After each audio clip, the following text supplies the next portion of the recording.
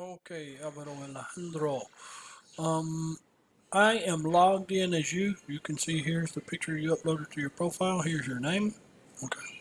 So to participate in the forums, this is your main page. This is where all of the activities are.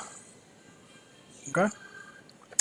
Normally you should be able to get in right here to the forums, but for some reason that's not appearing.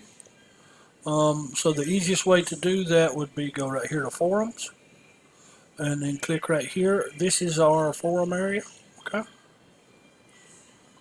And these are all of the threads that we have been participating in. Okay. You can see this dot means that there's been posts that you haven't read. Okay.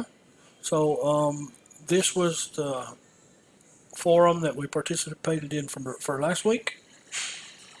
All of the forums will be the same. I give you a set of instructions, and then you make a post, and then you follow up with interacting with your colleagues. Okay, so for example, in this particular getting started forum, I asked you to tell us what you like most about your job, a website that you like to use, and why you decided to take the course. Okay, so you come up with your answer, then you click reply. You type your answer, blah blah blah blah blah blah blah, and then you click reply.